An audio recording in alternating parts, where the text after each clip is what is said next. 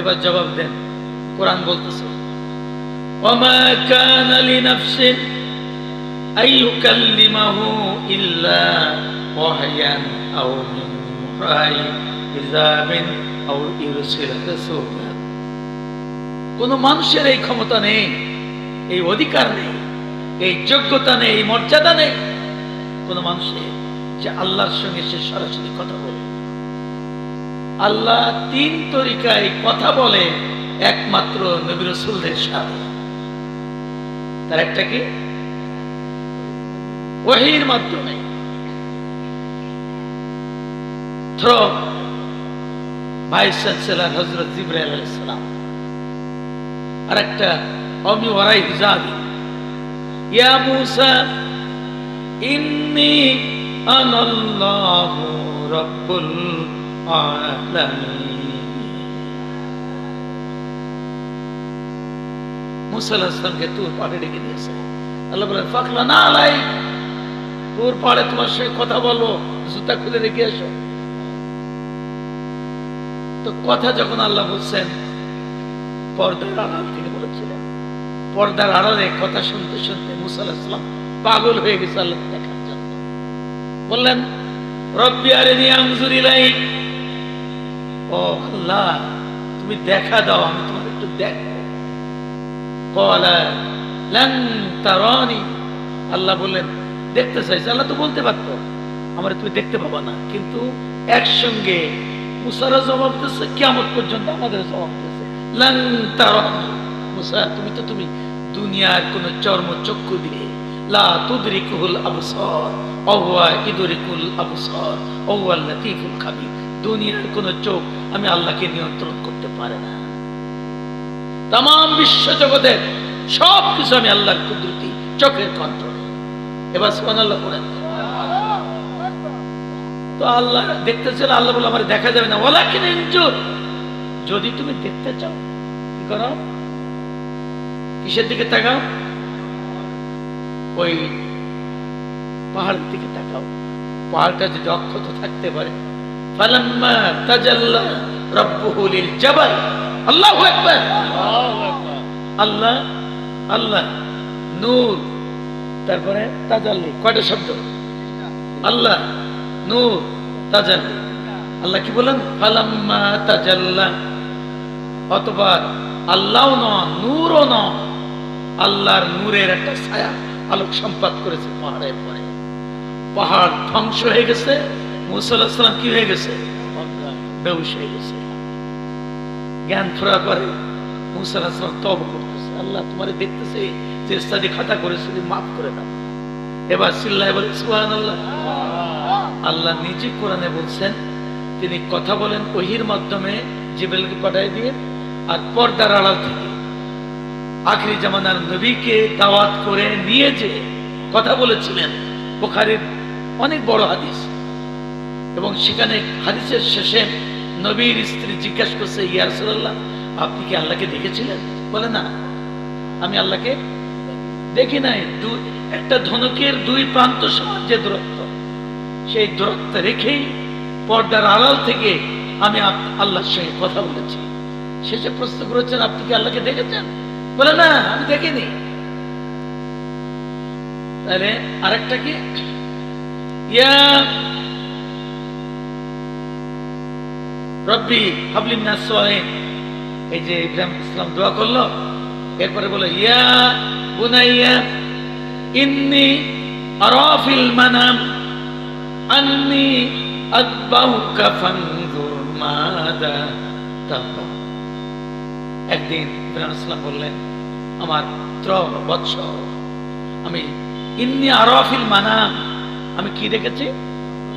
আমি স্বপ্ন দেখেছি।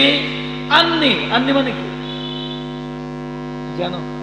ইন্নি মানে তো নিশ্চয়, আল্লাহ ইন্নি বলে না, ইন্নি বলে তো কাম সারা হয়ে যেত। জবাই আন্নি আযবাহু, আমি তোমাকে আল্লাহর রাস্তায় কি করতেছি?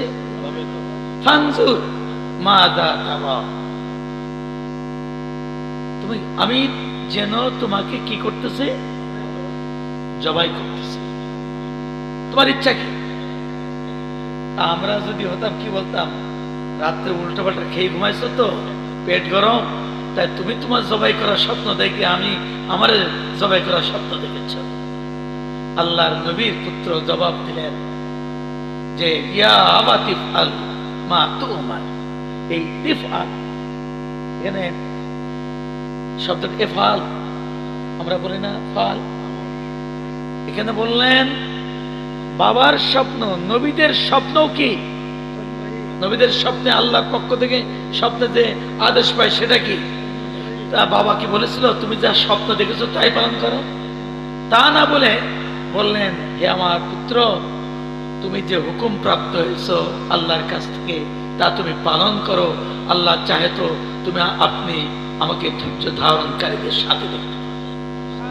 এবার সুবহানাল্লাহ বলেন। তাহলে দেখেন গল্প একটা সমাজে চালু আছে। মুসা আলাইহিস সালাম আল্লাহর নবী, তিনি আল্লাহরে গোস্ত দিল না, দিল কে? কোথায় বাড়ি? তার থানার নাম কি? কোন মৌজায় তার বাড়ি? দুনিয়ায় কোনো পরিচয় আছে? আর মিথ্যা বানোয়াট কোরআন বিরোধী কথা।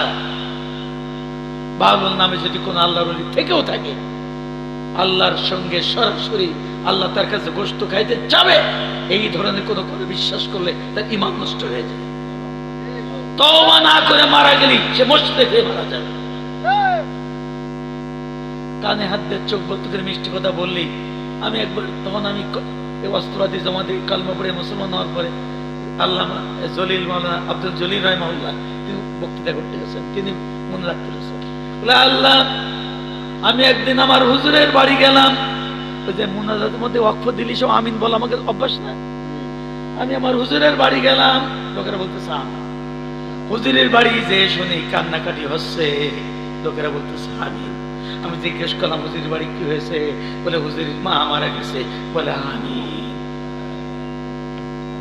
তার মানে ওই যে মুনাজাতে ওয়াকফ দিলি আমিন বলতে, অথচ মাহফিলে শুনতে ওয়াইদা কুরিয়াল কুরআন ফাসতামিউ লাহু ওয়া আনসিতু লাআল্লাকুম তুরহামুন।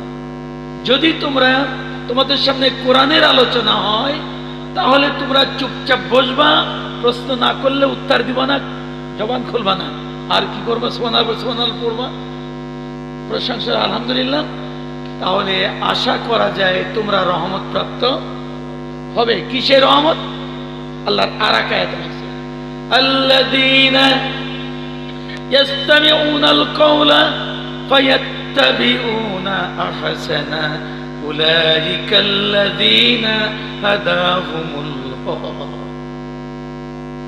উলাইকুম উলুল আলবাব। যদি তোমরা ইয়াসতামিউনাল কাওলা, তাফসীরে এসেছে আল্লাহর কথা, কোরআনের কথা, ইসলামের কথা, দ্বীনের কথা, রাসূলের কথাকে ইস্তামিউনাল কাওলা বলা হয়েছে। আল্লাহর কথা, দ্বীনের কথা যদি ঠিক ঠিক মতো শোনো, শুনতে রাজি আছে? কারা কারা রাজি আছে? আমি বলবো না। এই যে আমি একটু আইল বেঁধে দিলাম যাতে আপনার শোনেন। মা বোনেরা হাত তোলেন। দেখো কোরআন না শুনে যাও, আমার তো ভাঙা গলা, I want to deliver by normal speech. কিন্তু আল্লাহ আমার স্নেহাস্পদ হাসান মামুন লালের কণ্ঠ যে হৃদয় গ্রাহী, আকর্ষণীয় এবং জজবা, আল্লাহ সবটাই দিয়েছে পরিপূর্ণ করে। তুমি যদি আল্লাহর কথা ঠিক ঠিক মতো শোনো, যারা শোনে ফায়াত্তাবিউনা আহসানা, আরবি গ্রামার অনুযায়ী পূর্বের বাক্য বা বাক্য অংশের সঙ্গে আদ করে দেয়, জয়েন সত্য। ফায়াত্তাবিউনা আহসানা, যা কোরআন থেকে শুনবো তাই আমরা সিদ্ধান্ত মেনে আজকের এই মাহফিল থেকে বাড়ি যাবো। কারা কারা রাজি আছে? ফাকতুবনা মা শাহিদিন। আল্লাহ কবুল করে নাও। তার জন্য দুইটা ওই যে বলেছে রহমত, কি রহমত? উলাইকাল্লাযীনা হাদাহুমুল্লাহ, আল্লাহ তাদের হেদায়েতের রাজপথ দেখাবে। জোরে বলেন সুবহানাল্লাহ। দুই নম্বর উলাইকুম উলুল আলবাব। আমরা মনে করি কি অ্যাডভোকেট গাজী না হলো সুপ্রিম কোর্টের আইনজীবী, পড়া, ডাক্তার, ইঞ্জিনিয়ার, হ্যাঁ, মন্ত্রী, এমপি, এরাই পদে আল্লাহর কাছে দামি। চার পয়সা আল্লাহর কাছে দাম নেই। কোরআন জানে না, দ্বীন জানে না, ইসলাম জানে না, আল্লাহ দ্বীন মানে না, সে যত বড় পণ্ডিত হোক না কেন আল্লাহর দৃষ্টিতে সে জাহেল, মূর্খ। কোরআন জানে না, দ্বীন জানে না, ইসলাম জানে না, দুনিয়ার সব জানে, মূর্খ। এজন্য আমরা আমাদের বাচ্চাদেরকে দিন শেখাবো, কোরআন শরীফ পড়া শেখাবো, মাদ্রাসায় পড়বো, মক্তবে পড়াবো। তারপরে আপনি তাকে ব্যারিস্টার বানান, ডাক্তার বানান, ইঞ্জিনিয়ার বানান, যা ইচ্ছা তাই বানান, কিন্তু আগে কি শেখাবো? আগে কি শেখাবো? আমার ছেলে যখন ব্যারিস্টারি করতে গেল, আমি বললাম সকালবেলায় কোরআন শরীফ পড়ে তারপরে অন্য, যেদিন কোরআন শরীফ পড়বা না সেদিন দুনিয়ার কোনো বই, আইনের বই পড়বা না, মাথায় হাত দিয়ে শপথ করে যাও। আমি মোবাইল থেকে প্রতিদিন নামাজ হয়েছে, কোরআন শরীফ পড়েছে, হ্যাঁ পড়েছে। বাচ্চাদেরকে কোরআন শেখাবো আমরা, রাজি আছি না? পারবো না আমরা? আপনি আমি মৃত্যুর সময় অন্তত আমাদের সন্তান আমাদের কানে সূরা ইয়াসিন পড়ে ফুল দিতে পারবে। যার কানে মৃত্যুর সময় সূরা ইয়াসিন শোনা নয়, তার মৃত্যুর কষ্ট কম হয়। Surah Yasin is the heart of the holy Quran, রাওয়াহুল বুখারী। সূরা ইয়াসিন হচ্ছে কোরআন শরীফের কলিজা, বুখারীর হাদিস। এর জন্য আমরা বাচ্চাদেরকে কোরআন শেখাবো, নামাজে যাওয়ার সময় ডেকে নিয়ে যাব, মাহফিলে আসার সময় বাচ্চাদেরকে নিয়ে যাব। আমাকে যদি আমার মরম আব্বাজান না নিয়ে যেতেন, তাহলে এত বড় লম্বা চুল আমাকে জড়াই ধরে, আল্লামা ইমদাদুল হক রাহিমাহুল্লাহ তিনি জড়াই ধরে বলছেন, আপু তুমি কবে ইসলামের মধ্যে ফিরে আসবা?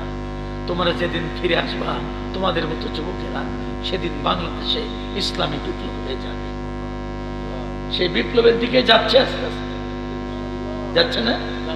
আজকে জেনজি যুবকেরা আজকে ইসলামের পথে আসতেছে। এই জন্য আমি আর কথা বলবো না। আমি একটু মনোযোগ আকর্ষণের জন্য, হাজার হাজার লোক এসেছে। এবার আপনাদের পক্ষের লোক কম দেখে মনটা খারাপ লাগতেছিল, কিন্তু এরপরে বলি 10,000 লোক আসলো, কিন্তু আলোচনা শুনে একজন মানুষ ফিরে আসে নাই। এই মাহফিল করার কোনো প্রয়োজন নেই। বরং আপনারা যে কয়জন আসছেন, এই সব মানুষ সিদ্ধান্ত নেই আল্লাহ দ্বীনের কাফিলার শরীক হয়ে গেল, কোরআনের আহাল হয়ে গেল, কোরআন ওয়ালা হলো, কোরআন ওয়ালি হলো। এটাই আমাদের লাভ। ঠিক আছে? তো আমি একটু আগে আমি আপনাদের বসাবার ওয়াজ করে আমি চলে যাচ্ছি। এই মা তাকুলুনা মা লা তাফআলুন, এই আয়াতের মধ্যে না পড়ে অন্তত এই অনুরোধ করেছি তার বরকতে অন্তত তার আলোচনা শোনার জন্য আমি অন্তত 5-10 মিনিট এখানে বসি, তারপর আমাদের ইনশাআল্লাহ আমার জন্য দোয়া করবেন, আমার জন্য দোয়া করবেন যেন আমি এমপি হিসেবে দায়িত্ব পালন করাকালীন আমার নামের সাথে যেন দুর্নীতি শব্দটি যুক্ত না হয়।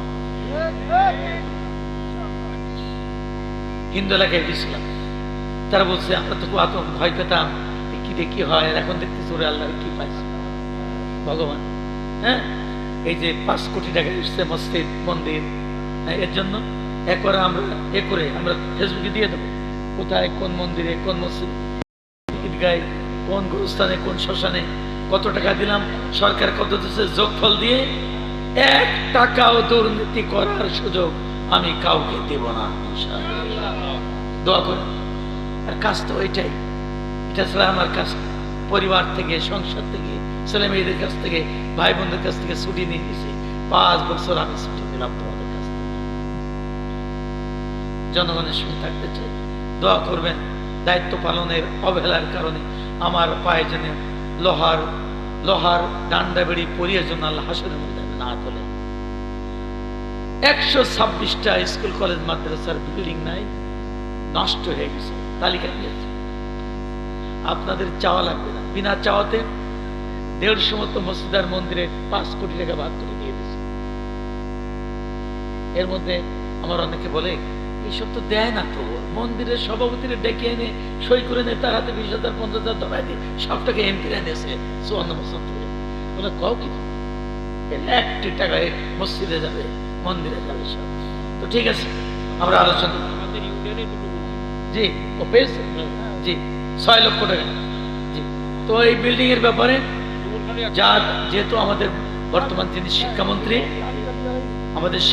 যিনি তিনি আগেও শিক্ষামন্ত্রী ছিলেন, ভালো মানুষ, তিনি শিক্ষাবান্ধব মানুষ, দোয়া করি আমরা তার জন্য, তার কাছ থেকে যেতে। হ্যাঁ, তো আমরা জন্য পাই। আর বর্তমান যিনি প্রধানমন্ত্রী, তিনি তো বর্ণাঢ্য জীবনের অধিকারী, দম্পতির সন্তান, শহীদ রাষ্ট্রপতি জিয়াউর রহমান। বেগম খালেদা জিয়া বাংলাদেশের ইতিহাসে অন্তত এই দুইজন শাসকের বিরুদ্ধে চোখ তুলে কথা বলার মতো সাহস কারোর আছে আমার মনে হয় না। হ্যাঁ, আমরা এটা তো বলতে পারি। তো তাদের সন্তান তিনিও দেশটাকে ভালো করতে চান, সুন্দরভাবে চালাতে চান। আমরা দোয়া করতেছি। আমরা বিরোধিতার কারণে, বিরোধিতার যে নোংরা কালো রাজনীতি ছিল 54 বছর তো আমরা করবো না।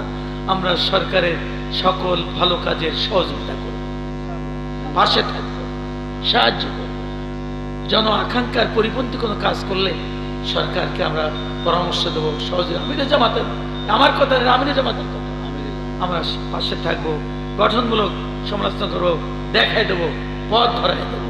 আমরা এভাবে দেশটা চালাতে চাই। সবার জন্য দোয়া করবেন, দেশের জন্য দোয়া করবেন, প্রধানমন্ত্রীর জন্য দোয়া করবেন, সরকারের জন্য দোয়া করবেন, আমাদের জন্য দোয়া করবেন। আসসালামু আলাইকুম।